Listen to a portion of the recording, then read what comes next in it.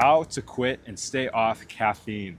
So this is a viewer request video that just came in, and I was like, man, I haven't talked about caffeine in a minute. So by the end of this video, you'll know some actionable steps you can do to quit caffeine and stay off caffeine for good. The first thing you want to do is to find another natural source of energy. So this can come from, food, this can come from exercise, this can come from getting better sleep. All these things are going to help you feel more energized on a day-to-day basis and therefore not need the caffeine as much. When I don't get good sleep, I am pretty much a zombie. Yesterday, I only got like 6 hours, and the whole day I felt like I had a bit of a hangover, pun intended. So yesterday, caffeine would have been very helpful. However, I'm off caffeine now. It's been almost 4 years, 3.5 years, and I no longer need it. So I just kind of powered through, right? And that leads into the next point here. So the next way to quit caffeine is to kind of just suck it up and deal with it, right? This is something that I see with a lot of people I consult, and it's no fault to them because I was the same way, and I get it. It's very difficult to quit an addiction. They kind of want to magically have it kind of disappear, right? Like, oh, if I do X, Y, Z and follow X, Y, Z steps, the entire urge will go away. I won't even have to try to quit. It'll just magically kind of be removed from me. Unfortunately, that's not how it works. You do have to put in a lot of effort and really at some point just kind of say, you know what, F it.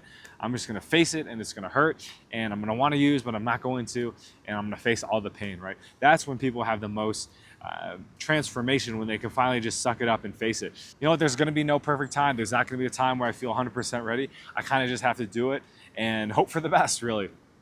That's when I see a lot of people have success, and that's when I found success too. When I kind of stopped making excuses, I'm just like, you know what? My life might suck for a little bit, but it's better than being addicted to weed or caffeine all day. I'm just gonna do it. I'm just gonna say, screw it. Bring it on, universe, I'll take the pain. The next route you can do that will make the pain a little less, so I don't wanna just like leave you on that note, like, oh my God, this is gonna be complete hell. Well, you can quit slow and steady. This is something I talk about a lot, and this is how I quit caffeine. I didn't just wake up one day and I'm like, okay, I'm done, no more. I really had to put a plan into action. And for me, that plan looked like, okay, I'm gonna reduce from eating caffeine all day, because at that point I actually wasn't drinking coffee or anything. I was eating a lot of dark chocolate. The amount of dark chocolate I was eating was probably equivalent to a few black cups of coffee. So I was eating a lot of dark chocolate, getting a huge rush on that. And even when I did actually quit like liquid caffeine, what I did was like, okay, instead of drinking caffeine all day, I'm gonna have it one time a day. Once that got easy, because that will get easy and kind of boring almost, I'm like, okay, now I need to step it up or I'm gonna be stuck in this place doing it once a day, and I wanted more. At that point when I was doing it once a day, I was like, okay, I'm ready for more.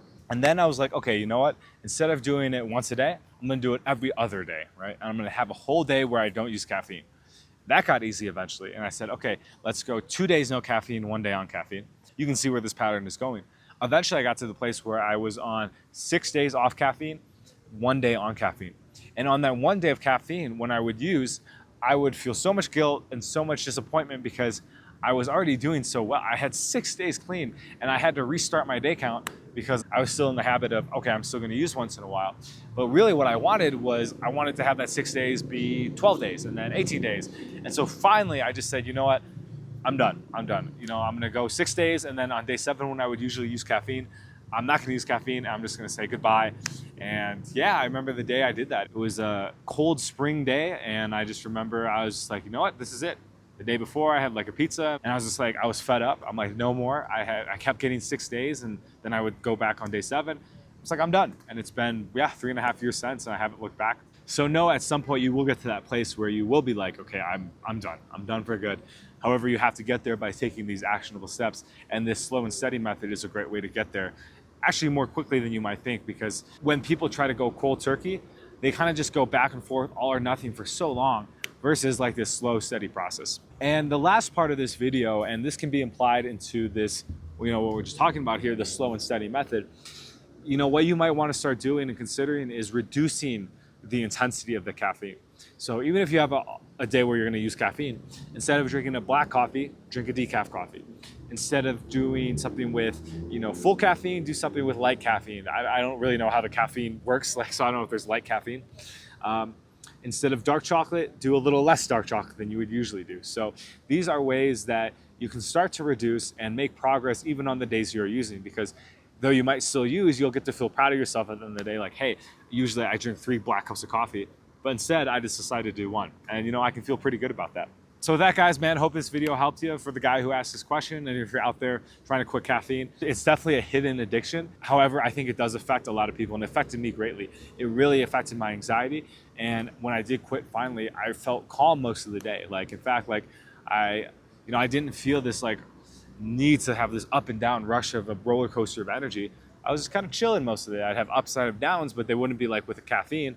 I would feel so high in the morning and I would crash and I would just feel miserable. So getting rid of caffeine does eliminate this cycle, right? And if that's what you want, that's what you can go out and get for yourself. I guarantee you can do it as long as you put the work and the effort into it. So with that, guys, we'll talk to you in the next one. Peace.